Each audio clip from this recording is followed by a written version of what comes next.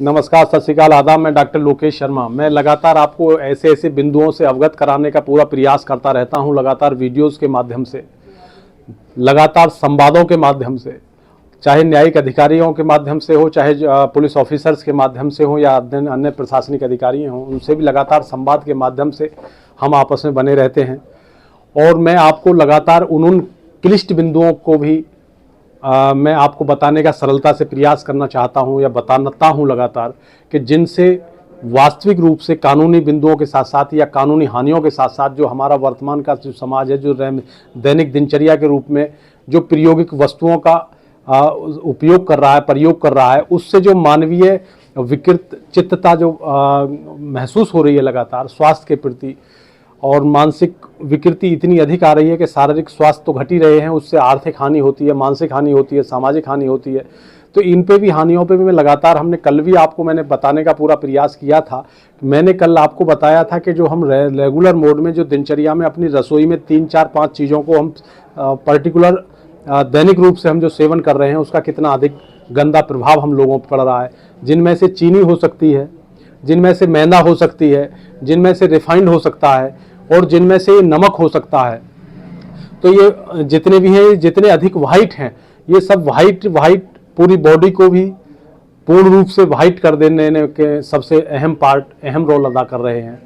तो ये इतना नुकसानदायक है कि इनके कारण कितनी बड़ा नुकसान हमारा हो रहा है, उस विषय पे हमने पूरा मंथन किया था। आज इसी विषय को मैं आगे बढ़ाता हुआ, तो मेरा मानना है कि हम जो कल हमने जैसे पॉइंट हमने क्रिएट किए आपको, तो मैंने आपको उन समस्त दिनचर्या की ऐसी वस्तुओं को जो रसोई में हम प्रयोग कर रहे हैं, उन्हें रसोई से हम कैसे दूर करें, और इनके दूर करने के बाद इनसे अगर दूर नहीं कर पा रहे हैं, जो प्रयोग कर रहे हैं, तो इनसे कितना बड़ा हमारा शरीर पे प्रभाव पड़ रहा है, दुष्प्रभाव पड़ रहा है, और इनको हमें त्याग दें तो त्यागने के बाद हमारे शरीर में कितनी स्फूर्ति और कितनी जागृति, कितनी शांति और आनंद प्रस्फुटित हो रहा है। इन दोनों के विषय में हम लोगों ने, मैंने आपसे चर्चा किया था। आज हम चर्चा करेंगे, इसी का दूसरा पार्ट है।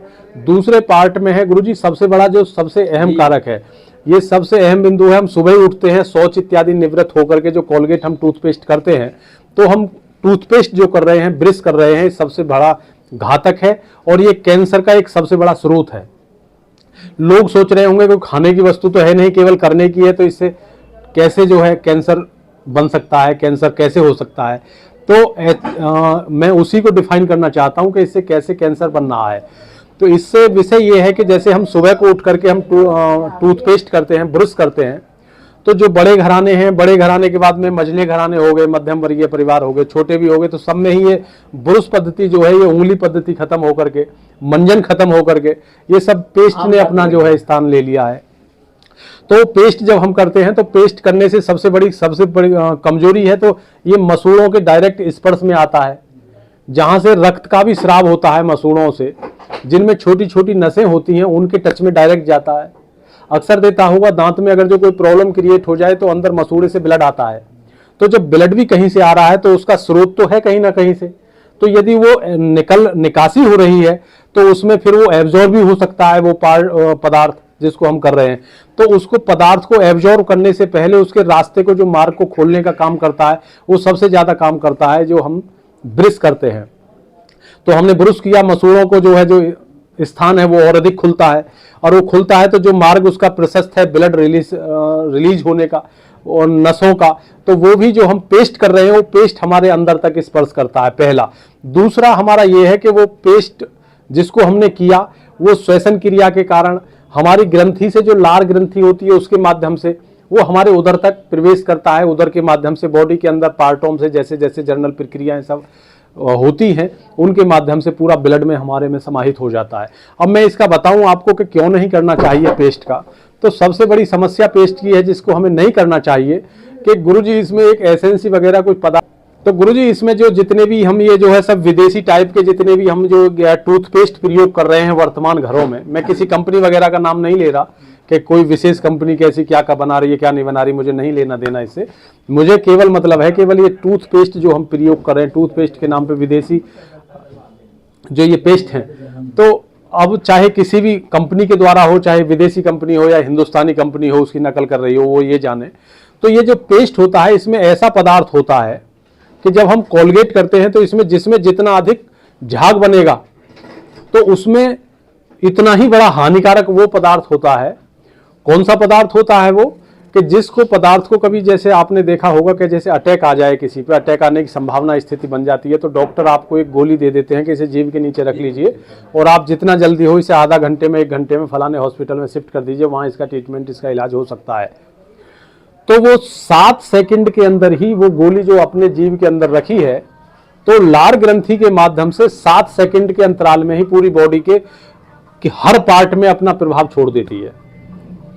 तो कितना अधिक तेज प्रभाववान वो गोली होती है, उसमें जो साल्ट होते हैं ये तो वही साल्ट जो गोली में पाया जा रहा है, जो हार्ट डिजीज के समय दिया जा रहा है, हार्ट की कमजोरी की वजह, हार्ट फेलियर के समय दिया जा रहा है, हार्ट पेशेंट को दिया जा रहा है, तो वही साल्ट इनमें टूथपेस्टों में मिलता है। लेकिन मालूम नहीं है, भिन्न भिन्न कंपनियां बड़े बड़े मुनाफा लेकर के सब लगातार जो है इसका प्रचार और प्रसार तो कर रहे हैं, लेकिन इससे होने वाले कितने प्रभाव जो हमको मानसिक रूप से, शारीरिक रूप से हमको अक्षम बनाते चले जा रहे हैं, उस पर कोई मंथन नहीं किया जाता। तो उसमें वही साल्ट मिलता है जो उस गोली में मिलता है। तो जितना हम लगातार, अब ये मानिए कि एक 7 सेकंड में प्रभाववान होने वाली गोली वो साल्ट के माध्यम से, और हम लगातार उसको हम अपना ब्रश के माध्यम से, अपना लार ग्रंथि के माध्यम से हम उसका प्रयोग कर रहे हैं, तो हमारी बॉडी का कितना बड़ा प्रभाव हो रहा होगा हमारी बॉडी में। तो निश्चित रूप से हार्ट का अटैक लगातार रेगुलर आप सुन रहे होंगे कि वो रात सोते रह गए, वो चाय पीते हुए पीछे गिर गए, वो जो है उठ नहीं पाए, वो वहां बैठ गए, वो गाड़ी चलाते हुए डेड हो गए। तो लगातार बीपी का, लगातार शुगर का और लगातार कैंसर्स का इतना अधिक प्रभाव हो रहा है। हल्की सी यदि किसी के कोई गांठ हो जाए, कोई दाना हो जाए, कोई फुंसी हो जाए, कोई फोड़ा हो जाए, तो उसे डर ये महसूस होता है कि कैंसर ना पैदा हो जाए।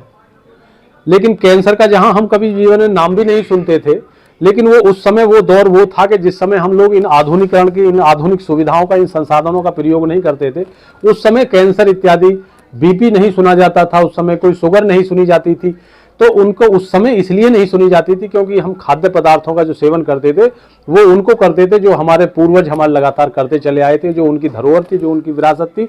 हम जब तक उसी से बंधे रहे तब तक हमारे खिलाफ, हमारी बॉडी में कोई भी रोग नहीं प्रभावित कर पाई हम किसी को।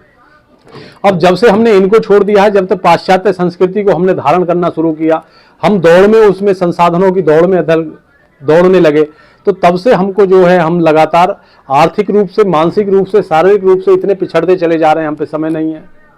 तो इसका प्रभाव इतना अधिक होता है कि कैंसर का सबसे बड़ा स्रोत यदि है तो ये टूथपेस्ट है जो हम सुबह सुबह कर रहे हैं।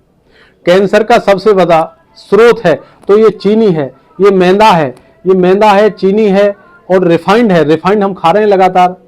तो रिफाइंड से क्या है, रिफाइंड से जितना भी शुगर्स लेवल वगैरह हो, बीपी हो, हार्ट डिजीज हो, ब्लॉकेज हो रही हैं, ये सब इसी की देन है इनकी।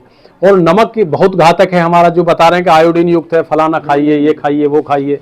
जो पुराने पूर्वज थे वो 100 साल जीते थे, 7-7 फुट उनकी लंबाइयां होती थी। अब लगातार लंबाइयां भी कम हो रही हैं, आयु भी छीण हो रही है, शरीर भी दुबले पतले हो रहे हैं, और हम खाने के नाम पे बता रहे हैं कि आयोडीन युक्त नमक भी खा रहे हैं। तो हम आयोडीन नमक नहीं, हमको वापस उसी सांभर इत्यादि पे आना पड़ेगा। उसी हम पूर्वजों की विरासत को हमें पुराना संभालने के लिए, उसी जिम्मेदारी को संभालने के लिए हमें तत्पर होना पड़ेगा। तो मेरा जहां तक मानना है, तो मेरा केवल विनम्र अनुग्रह है कि एक तो मोमोज इत्यादि, ये नया चलन चला है मोमोज इत्यादि का, हम इसके नाम पे सीधी मैदा खा रहे हैं अपने आप में। और चाइनीज फूड, विदेशी फूडों को हम लोग सेवन करना शुरू कर दिया है। फास्ट फूड इतना खाने लगे लगातार, हम रोटियों को ना भंजन करके हम लगातार जो है ऐसे उनको खा रहे हैं जिनको हमारे संस्कृति में कहीं नामो निशान नहीं है उनका, कहीं शास्त्रों में भोजन के नाम पे वो नहीं है। प्रकृति ने अपना इतना हमें भोज्य पदार्थ दिया है भारतीय संस्कृति में, तो कि हम लगातार कहीं भी घूम करके, कहीं भी किसी भी रूप में किसी को भी भोज्य बना सकते हैं। लकड़ी के रूप में, पदार्थ के रूप में, पत्ते के रूप में, पत्ती के रूप में, और दूसरे अनाज के रूप में, फल के रूप में, लेकिन पुष्प के रूप में। लेकिन हम उसका प्रयोग ना करके हम ऐसी चीज़ों का प्रयोग कर रहे हैं जो हमको कष्टकारक है, हानिकारक है, हमें केवल पीड़ा और नैतिक रूप से हमारा पतन का मुख्य कारण बन रही है। तो मेरा मानना है कि इन सब भोज्य पदार्थों को जो भी हम लोग चाइनीज रूप से खा रहे हैं, और जो हम लगातार प्रयोग कर रहे हैं, जो हार्ट के साल्टों को हम लगातार अपने अंदर लार ग्रंथि के माध्यम से बॉडी में प्रवेश करा रहे हैं, जिससे कैंसर पैदा हो रहा है लगातार, तो इनको गुरुजी त्यागना पड़ेगा। और जब हम इन्हें त्यागेंगे तो निश्चित रूप से मेरा मानना है कि जितने भी हमारे जो भी लोग हैं, एक अगर जो सब लोग इसी को करें और अपने अपने परिवार में जो रसोइयां हैं इनको रसोइयों से इनको साफ कर दें, बाहर कर दें इनको, तो इनका विकल्प अल्टरनेट है, वो भी मैंने पिछली वीडियो में आपको बताया था। अरे शक्कर खाइए, गुड़ खाइए, नेचुरल रूप से खाइए, जो नेचुरल रूप से गुड़ बन रहा है, विदाउट केमिकल खाइए। उसके साथ साथ नमक के रूप में अगर जो लाहौरी नमक लेके आइए अपने यहाँ, तो लाहौरी नमक का तो प्रयोग अगर जो होगा तो निश्चित रूप से काला नमक है तो इसका प्रयोग कीजिए। आयोडीन युक्त नमक जो नकली रूप में प्रचार हो रहा है उसे समाप्त कीजिए।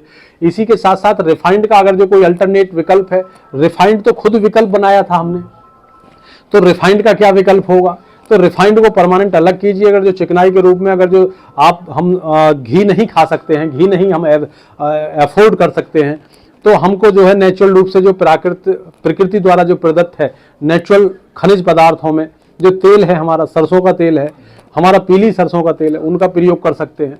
और नेचुरल रूप से उन्हीं को लीजिए जो हम पैक्ड ना हो। जो अंदर पैकिंग में आ रहे हैं वो सबसे ज़्यादा घातक है। उन्हें नहीं पता आपको कि पाम ऑयल की मात्रा कितनी पड़ी हुई है, किसमें कितना क्या साल्ट पड़ा हुआ है, कोई नहीं पता है। केवल हम विश्वास के साथ में खा रहे हैं और शरीर के साथ खिलवाड़ कर रहे हैं।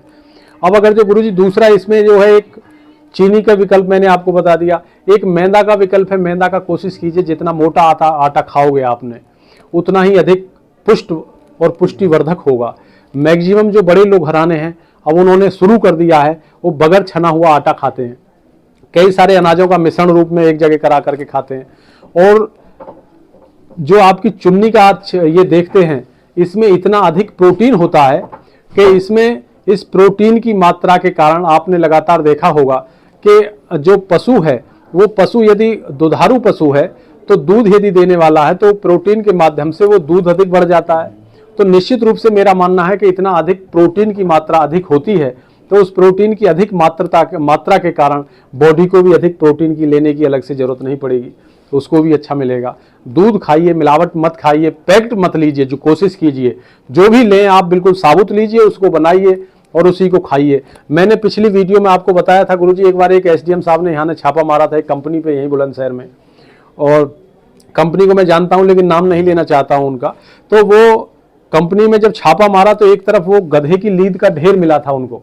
उन्होंने पूछा इसका कहाँ प्रयोग होता है, तो उसमें बताया गया कि जब धनिया पिसता है तो उसको इसी में भी मिलाया जाता है।